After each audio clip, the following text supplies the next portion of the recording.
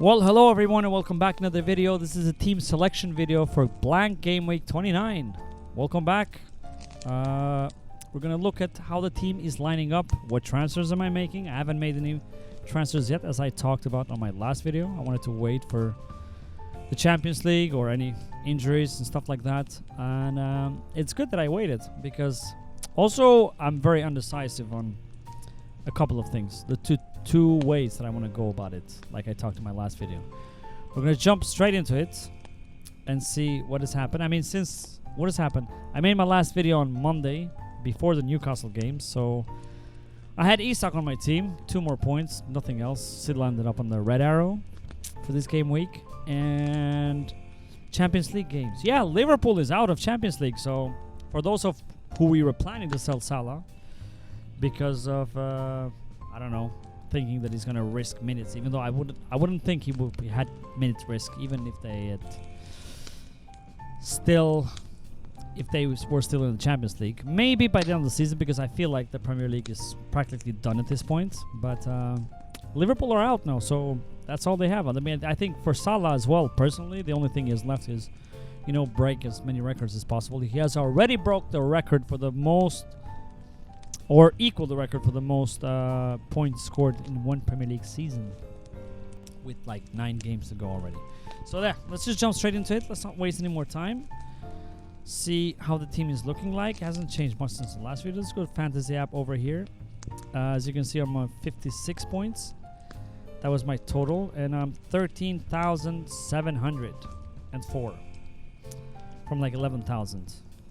I had 2 red arrows, consecutive red arrows, which isn't great, but they haven't been, you know, I went from 8k to 11k into 13k, which, as I said in my last video, feels a lot when you're this high up the rank, but yeah, it is what it is. Let's just go to pick team. So this is the team without the transfers, how it's lining up. So the players that I have playing are double Arsenal defense against Chelsea at home. I mean, for my sake, I hope they keep a clean sheet.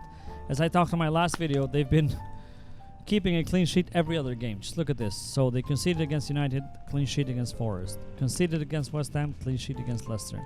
Conceded against City, clean sheet against Wolves. So I hope that run continues. That means that they will get a clean sheet this time.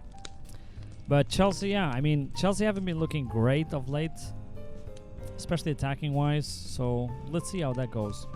Mikolenko, West Ham at home. I mean, it's not great. It's not amazing. I'm just happy to have him here as a playing player. Who gives a shit? I mean, if you're playing free hit, you're probably not getting Mikolenko. I'm not playing free hit, so he is there. They might get a clean sheet. I mean, it's not that Everton have been rubbish or anything like that, especially after Moyes took charge. I've got double Bournemouth attack, which since I've brought double Bournemouth attack, it hasn't been, or at least Kluivert has been okay. He's had returns. He's returned both game weeks, the last 2. But Semenyo has been rubbish for me. 2 points, 1 point, 1 point since I brought him in. So I'm hoping big things. I'm expecting big things from Semenyo. I mean, I shouldn't expect. It's a bit entitlement, but I'm expecting big things from Semenyo. I hope you're listening to this and watching this video. Your time is running. No, I'm just kidding. I'm happy to have them. I don't know, like I could. There's just so many routes that I can go. I'll talk about that later. Because I could go for Evan Nilsson as well in attack if I don't want to get Kirkes. But then I want to get Haaland, so I don't know. I don't want to sell Isak. I can only sell one of my attackers because Chris Wood is definitely playing. And he has Ipswich away. Yep, I have Palmer, Arsenal away. Not a great game week. Palmer has been just, yeah, he hasn't been good at all lately. I mean, he blanked against, as I said, Southampton at home and Leicester at home. Two of the worst teams in the Premier League this season, at home, both of them, and he blanked.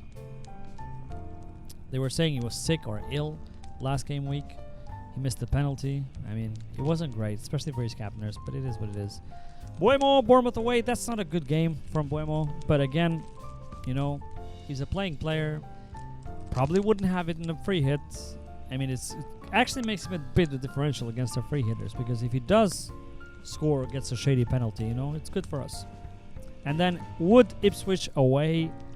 The captaincy on him is because I haven't brought in Haaland, which I'm most likely bringing him in now, because I don't know, I'm just fearing the Haaland ownership during this game week. And the next game week, he has Leicester at home.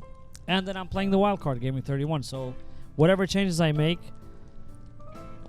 this is how I look at it basically. Like I'm only sacrificing Palmer, which I don't mind, for Arsenal away and Tottenham at home. Tottenham at home better, but you know, it's not like if I bring in Alanga or Gibbs White, they have Ipswich away and then Man United at home. Man United, you know, they haven't been amazing or scintillating of late, as we all know. And I could bench them anyways because Salah plays the next game week, Munoz plays the next game week, and Isak plays the next game week. Who does Isak have? Brentford at home, that's a great game week. Munoz has Southampton away, that's a great game week. And Salah has Everton at home, that's a great game week. So I don't feel uncomfortable on sacrificing Palmer to bring in Haaland. It's going to take me a -4 if I want to put on an 11 out there. But it's not, you know, a -4 on a blank game week to get 11 players out there and have Haaland. That's not shocking. So let's just go over here. See what I talked on the last game week. So I'm selling Gakpo. Which player dropped in price? Palmer dropped in price, so I lost some value on him. And Hall dropped in price, so I lost some value on him. I still have value built up because I bought Hall, I think, for 4 points. Let's just go here and see. I bought Hall for 4.4 and he's 4.9, so I can sell him for 4.6. I would have been able to sell him for 4.7 if I had made an early transfer. But it's fine because I wasn't decided on which plan to go anyway. So, and then Palmer dropped. So I only lose basically 0.1 if I sell Palmer. No, 10.9. It's probably going to drop 10.8.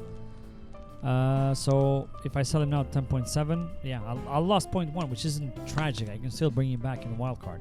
But I'm also eyeing on Saka if he returns after the game week 30. If we know Saka is fit to game week 31, he might end up in my wild card. But we'll see about that. That's a long time from now. There's going to be a lot of, you know, cup games, international break, I think, between anyways. So, yeah. Gakpo, again. Gakpo is going. Konate is going. Hall is going. So, this the 3 ones. I have 3 free transfers. I didn't mention that. But if I bring in Holland, let's go here. So, I could do like, for example, a Marmouche. That's very easy. I don't even have to do anything. If I want to bring in Marmouche, then I can bring in anyone I want. I can bring in Kirkes, Aina, like this. So this was my original plan before Marmouche got benched last game week, right? So if we go to Bournemouth, Kirkes, and if we go here to Nottingham Forest, I can bring in Aina. So, and I'll still have 2.2 in the bank, basically, because I have a lot of team value built on this. This was the initial plan wanting to want Haaland. But now I feel like I want Haaland, you know, especially that he has Leicester at home after that. I mean, Marmouche, I don't know. If I knew Marmouche would start, I just... You know what's the worst thing? Which one was that game when Marmouche scored a hat-trick and Haaland got nothing from that game? So it could go that way as well. That would be funny, hilarious, and just sad for me if I go Haaland and he blanks in both game weeks and Marmouche gets something. Other than that, I can do like this. I could go Evan Nilsson here, which seemed to be super popular. I think he increased in price as well. He's 2.2% ownership. When I say popular, I mean, you know, FPL Twitter. The content creators and the stuff who are people who take this very seriously. And his percentages are probably going to... I think most managers this week are going to make transfers very late on Saturday. So I wouldn't be shocked if his percentage went up to 8 or even 10 by then. For now, it's 2.2. So I could go Evan Nilsson, have triple Bournemouth attack. They play Ipswich at home on game week 30. That's a great game week. And then you can wildcard one of them or 2 of them out. And then go for Gvardiol, for example, here. And I'll still have 3.0 in the bank. Yes. So these are 2 options without taking a -4. But my heart wants Erling Haaland, the return of the robot in my team, who's super expensive. I don't think he's approaching a price rise. 30.1% owned. It's a good captain as well if you have Haaland. That's the thing. I don't want to deal with the captaincy. Like if I bring in Evan Nilsson or Marmouche, who do I captain? I'll probably go for Wood. So if I bring Haaland, I can't afford, obviously, to get anyone. I have 5.1 for 2 defenders. I would have to sell Palmer So this is the thing now. If I want Kirkes, which I really want Kirkes, I don't know why. This whole season I've gone for safer options. Like for example, I could have gotten Autara for way cheaper than Semenyo. I want to go for Semenyo. But even in other players during the season, I always went for the safest options and the more expensive one. And this turned out to be the only time I went for cheaper one, like the Konate early in the season. He got injured. It's always gone wrong for me. So it's not just Kirkes is more expensive, but I also his attacking returns. He has so many assists already. Huijsen is 4.5, very cheap. It's just that he's not as and you're relying basically on clean sheets. So if I go for Kirkes, and I go for here, I get Einan, Milenko. These two I don't really care.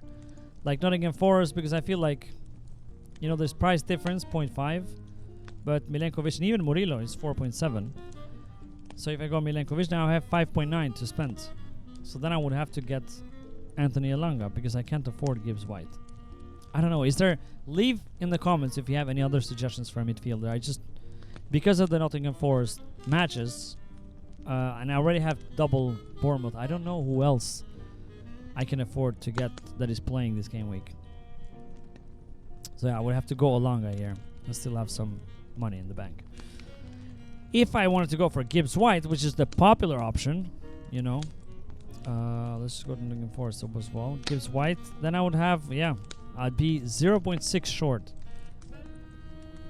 Then I would have to go for Huijsen, and I have exactly the money. So if another price change before Saturday, and I can't afford even Huijsen. So let's just go to Bournemouth. This is it. This leaves me 0.0 in the bank. Going for Gibbs White, Milenkovic, Huijsen, two options that... I mean, as I said, Milenkovic and Eina, there's not much between them. But between Huijsen and Kirkes, there's a lot. Because Huijsen just basically doesn't have any attacking threat at all. And Kirkes is super attacking. He's been sensational all season. Which is why I want Kirkes. But I can't afford with this. I would have to go for Elanga if I want to bring Kirkes. So I don't know. Let me know which combination you like best. If there's another price change here, price drop or price increase, then I would have to go for Murillo, not even Nottingham Forest here. Then I'll have 0.1. With Gibbs White. With Elanga, I have a lot of freedom. So I don't know. I'm thinking between Elanga, if we go to Nottingham Forest here and just go to the points, total points. So Gibbs White is 113 points and Elanga is 102 points. That's 11 points that separates them. The issue is that Gibbs White has been his form has been off late, you know, like the last game weeks. And Elanga has had quite a few blanks. See here, 3, 3, 2, 2. His last return was game week 24. And then 2 blanks in between. And then this run here, from game week 16 to game week 21, he has 6 points, 9 points, 11 points, 6 points, 6 points, 7 points. So many returns. And then, yeah, not so good. But the matches are great. They've had some tough matches. And now the fixtures are Ipswich away, Man United at home. He could return in both games. Elanga, especially against Man United, playing against his own team. He might want to get something and just put the game of his life. So that's a thought out there. So I don't know. Just let me know which combination would you prefer, to have Gibbs White and not be able to have Kirkes or Eina, or have Elanga and be able to afford both. So I didn't see if I think I had 0.6. I could afford both Eina and Kirkes and Elanga. Yeah, that's it. Just gonna leave it with there. This is it. This is my thoughts. And then on game week 30, I'll have another lot of good players playing. And then game week 31, I'm wildcarding, and I haven't thought about the wildcard yet. So, yeah, this is it. Let me know in the comments because I am still undecided. I feel like this Elanga route it's way more flexible. Anyway, I could get Kirkes, which I really want, over Huijsen. And I could get Ola Eina, but as I said, there's not much between those two and Milenkovic. If anything, Milenkovic has a bit of a more threat from corners and set pieces. I just don't know.